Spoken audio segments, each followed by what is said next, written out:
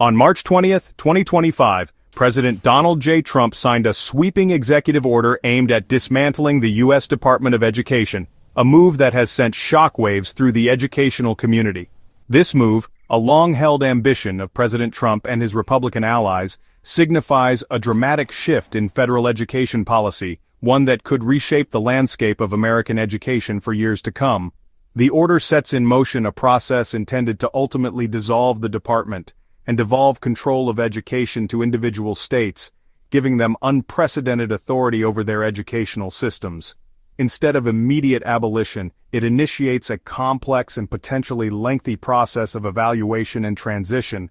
This process will involve a comprehensive review of the department's functions and responsibilities, assessing what can be transferred to state control. The timeline for complete elimination remains uncertain, with congressional approval necessary for the final outcome, adding another layer of complexity to the process. The order has ignited controversy, sparking debates across the nation, with proponents lauding it as a return of power to states, and opponents decrying it as an assault on public education, fearing it could lead to increased inequality and reduced federal oversight.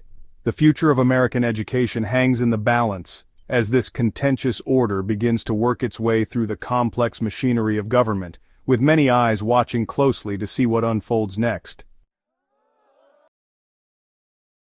Central to the execution of this executive order is Education Secretary Linda McMahon, a pivotal figure in the current administration.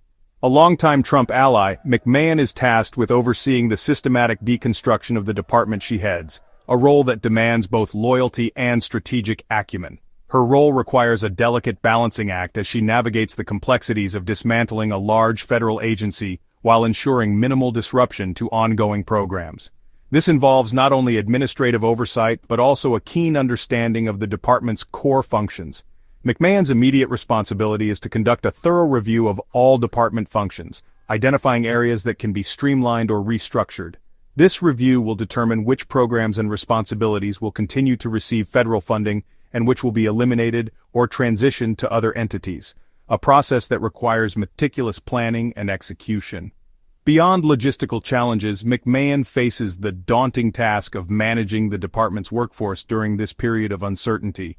She must communicate effectively to maintain morale and provide clarity amidst the changes. The executive order has cast a long shadow over the department's employees, many of whom face job losses or significant changes in their roles and responsibilities. McMahon's leadership and organizational skills will be put to the test as she navigates the complexities of dismantling a major federal agency. Her ability to inspire and guide her team through this transition will be crucial to the success of this monumental task. The Trump administration's rationale for dismantling the Department of Education rests on perceived declining education outcomes and a belief in federal deregulation. They argue that the federal government's involvement in education has led to a one-size-fits-all approach that doesn't account for the diverse needs of local communities. Proponents point to stagnant or declining test scores in math and reading as evidence that the current federally driven education system is failing American students. They believe that local educators and administrators are better equipped to understand and address the unique challenges faced by their students. They argue that despite billions of dollars in federal spending, the U.S. continues to lag behind other developed nations in key educational metrics. This, they claim, is a clear indication that the federal approach is not working. The administration contends that the heavy hand of federal involvement has stifled innovation and local control. They believe that by reducing federal oversight, schools will have the freedom to implement creative and effective teaching methods tailored to their students' needs. They argue that the current system, characterized by federal regulations and standardized testing, has created a bureaucratic behemoth unresponsive to the unique needs of states and school districts. This bureaucracy, they say, diverts valuable resources away from classrooms and into administrative overhead. The administration further contends that the Department of Education has grown too large and unwieldy, straying far beyond its original mission. They believe that a smaller, more focused federal role would be more effective. Conservative lawmakers and advocacy groups view the dismantling of the Department of Education as a victory for states' rights and a step towards a more efficient education system. They argue that states are better positioned to manage education policy and funding. However, opponents argue that this rationale is flawed. masking a broader agenda to undermine public education. They fear that reducing federal oversight could lead to greater disparities in educational quality and access across different regions. The executive order faces a long and uncertain road ahead, fraught with potential legal challenges and formidable congressional hurdles. Opponents have vowed to challenge its legality in court, arguing that it oversteps the president's executive authority. Legal experts anticipate a protracted legal battle focusing on the constitutionality of using executive action to dismantle a cabinet-level department. They argue that such a move requires congressional approval, citing the separation of powers doctrine. Beyond the legal arena, the order faces an even greater challenge in Congress. While Republicans largely support the concept, achieving this goal legislatively will require navigating a deeply divided Congress. Democrats overwhelmingly oppose the order and are likely to block any attempts to defund or dismantle the department. The likelihood of success in Congress remains uncertain, hinging on the balance of power and political maneuvering. Despite the goal of dismantling the Department of Education, the Trump administration has emphasized its commitment to ensuring the continued funding of essential education programs. The executive order directs Secretary McMahon to prioritize the identification and protection of funding for programs deemed vital to the educational well-being of American students. Among the programs earmarked for continued funding are those serving the most vulnerable student populations. The Individuals with Disabilities Education Act will continue to receive federal support, ensuring that students with disabilities have access to necessary resources.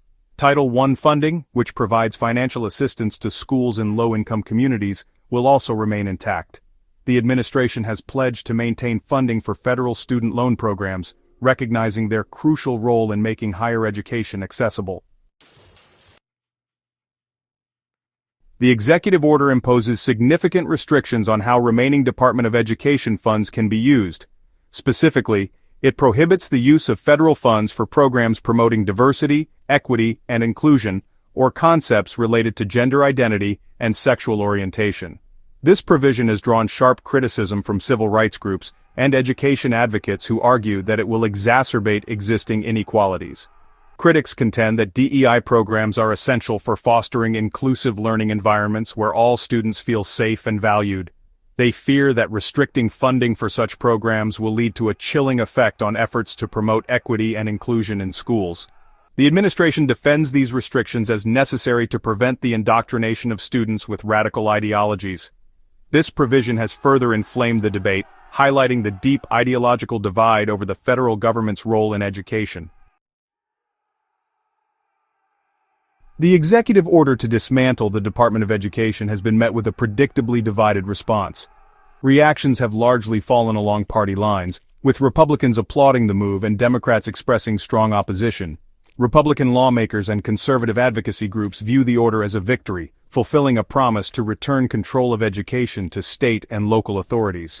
Republican governors see it as an opportunity to tailor education policy to their state's unique needs without federal constraints.